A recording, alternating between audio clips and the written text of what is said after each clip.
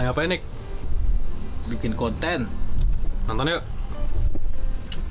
Nonton apaan sih? Ada bro, film Korea horor Exhuma lagi ngetren di TikTok. Exhuma konten lebih penting.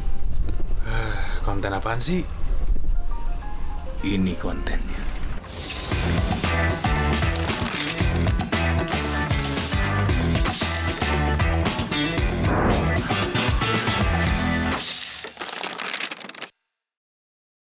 Hello guys, balik lagi kepada kita refleksi.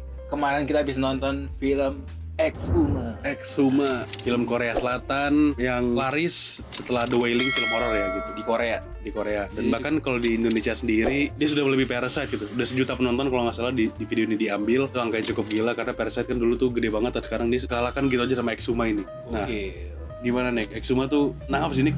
Exhuma ini rame banget ya. Tentang film horor sebenarnya, horor thriller gitu ya.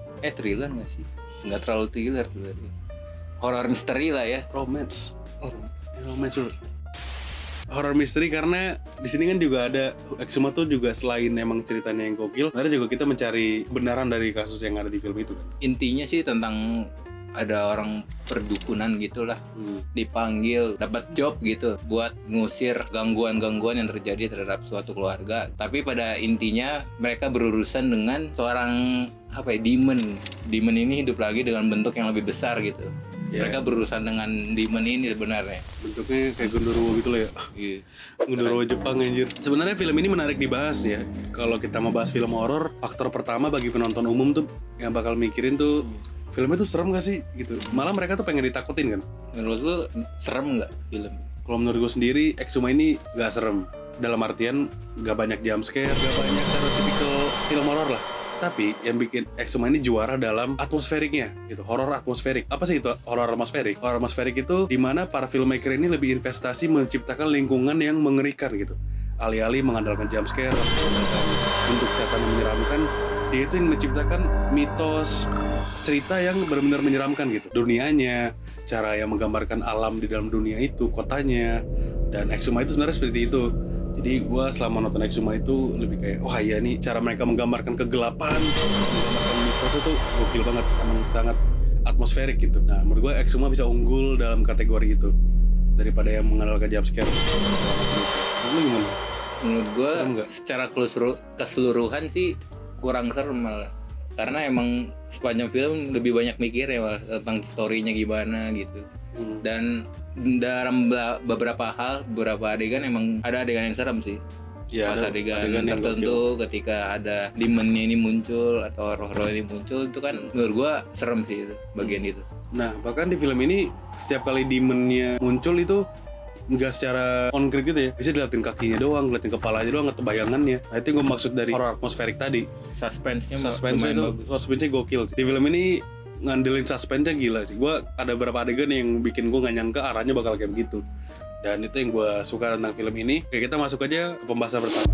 Sebenarnya filmnya itu secara konkret tentang apa sih Exhuma ini? Tadi kayak dibilang di awal, ada satu keluarga yang menderita lah dari gangguan setan, dan mereka percaya kalau gangguan setan ini disebabkan dari kakek buyut mereka yang dikuburin di tanah yang terlarang ya. Jadi bisa dibilang di Korea Selatan itu punya pemahaman kalau kita mau mendapatkan alam yang bagus di alam akhirat nanti, kalau kita mau keluarga kita keturunan subur segala macam itu, kakek moyang kita harus dikuburkan di tanah yang secara feng shui itu bagus gitu. Ngadapnya ke arah tertentu. Misalnya ada 5 elemen di situ, ada dengan tanah, logam, kayu, dan segala macam. Dan si salah satu klien yang akhirnya mengontak protagonis ini merasakan kalau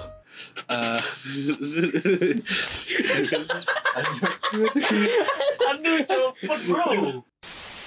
ya pokoknya keluarga yang terkutuk ini akhirnya minta bantuan ke dukun yang untuk mengatasi masalah supernatural lah.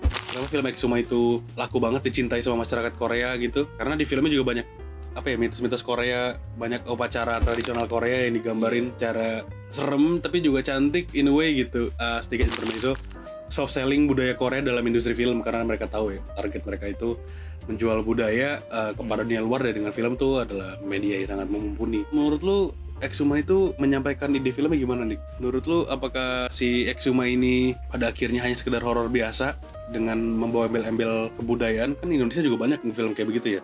Tapi menurut lu apa nih bikin Exhuma itu beda dari yang lain? Oke. Apa?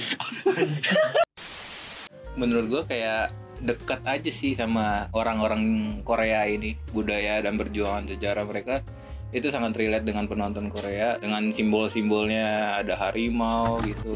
Jadi dikit spoiler gitu, ada istilah tertentu seperti harimau yang seingat gua digaruk punggungnya Sama rubah. sama rubah. Ini dialognya konstan ya, ada mulu gitu di film dialog ini. Yang harimau digaruk punggungnya oleh rubah.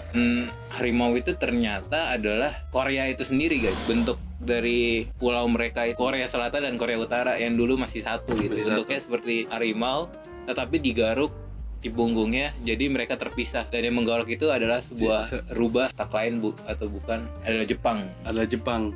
Nah itu itu analogi gitu ya. Iya, analogi. Dan di film ini sebenarnya ya menggambarkan perjuangan, menggambarkan kalau para tokoh-tokoh kita ini dukun dan 2 penggali kubur pengen kebebasan lagi gitu. Iya. Dan apa ya, kayak trauma luka perang gitu menjadi masalah yang ada juga dalam film ini gitu. Filmnya sangat kontekstual sih kalau mau memahami ceritanya.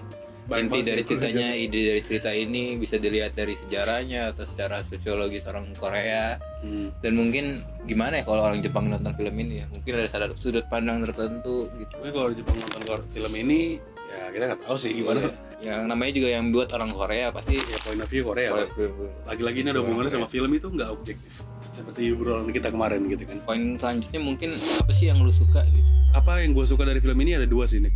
Pertama ada penggambaran kegelapan dan horor itu sendiri dalam film. Tadi udah gue bilang film ini horornya atmosferik, dan secara spesifik gue suka banget cara film ini gambarin awan mendung, hujan, sama pohon-pohon yang ngeri gitu. Sama sinar-sinar matahari. Iya, sinar-sinar matahari itu tuh simbol-simbol gitu ya. Serem banget gitu buat nonton, ngeri gitu. Gue lebih serem melihat tadi sinar matahari, awan, pohon daripada setan itu sendiri, karena kayak memberikan chills gitu ya. Dan yang kedua yang gue suka dari film ini ya tadi dia tuh nggak menjual jump scare norak gitu.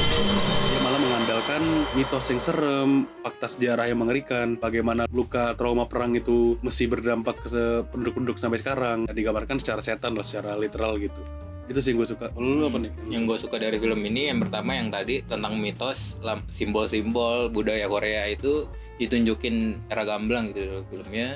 Yang kedua tentang horornya tadi sih. Horornya bukan jump scare, gue setuju sama lu, dan lebih ke suspense gitu. Iya, suspense. Ada 2 adegan yang gue suka banget.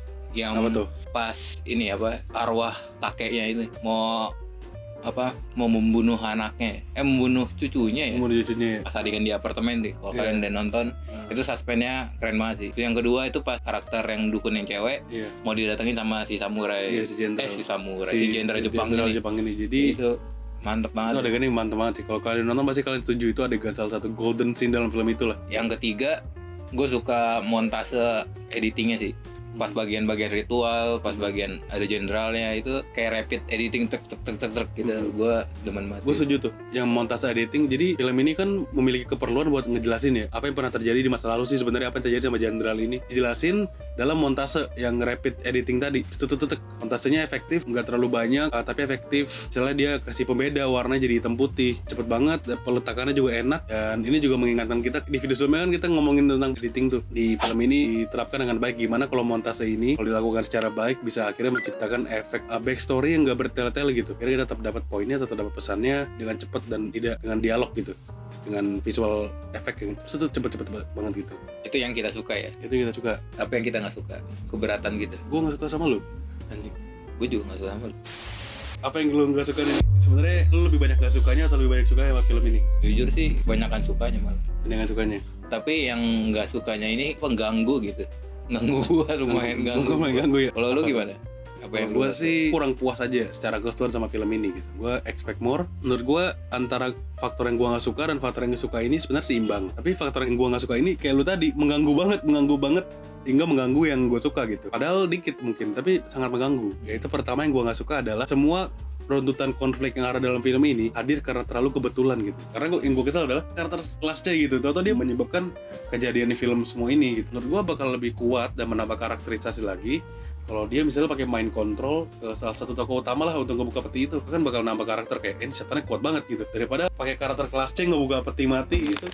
Reseng gitu. Sebenarnya nggak gitu penting. Karakter nggak gitu. Itu nggak penting banget, cuman ya fungsinya buat ngebuka peti mati itu, dan menurut gue kurang efektif ya. Lalu apa nih? Setuju sih gue. Itu ngeselin sih. Cuma itu ngeselin banget sih. Kalau gue mungkin adegan ini sih, bahwa dukun itu ternyata ke rumah sakit juga guys. Iya, itu dukun Iya. masih butuh BPJS guys. Dukun ternyata ke rumah sakit juga gitu. Kayak menurut gue itu lumayan kontradiktif gak sih sama karakterisasi dukun gitu. Ternyata pas mereka lagi sekarat atau mereka lagi pingsan, mereka ke rumah sakit gitu. Iya, dan ini konstan ya, nggak satu adegan doang. Dari Iya. awal sampai akhir tuh masih banyak banget adegan setiap kali mereka kurang sehat, mereka diserang sama siapa lah. Tuh, Yang cewek pernah, dukun cewek pernah ke rumah sakit. Iya, cewek pernah sakit. Pingsan gara-gara arwahnya keluar kan, Iya. jarang dia. Iya. Terus yang cowok juga masuk rumah sakit. Dan yang terakhir si ini juga ke rumah sakit. si penggali kubur juga masuk rumah sakit. Si asli Feng Shui juga ke rumah sakit. Itu Karena sering Feng banget Shui. setting ke rumah sakit. Jadi kalau mereka tuh kritikal, mereka kena ke rumah sakit semua lah gitu. Padahal mungkin kita expect-nya ya, karena mereka ini ahli dukun, ahli mitos. Iya, mungkin mitologi. ke dukun yang super dewa gitu. Iya, sebenarnya di pegunungan gitu. Ke kan. pegunungan ada Sekte rumus gitu. sekte gitu kan. Iya, tapi mereka ke rumah sakit, Ke rumah guys. sakit, Masih butuh guys. infus. Ternyata mereka percaya sains gitu. Mereka masih percaya sains gitu.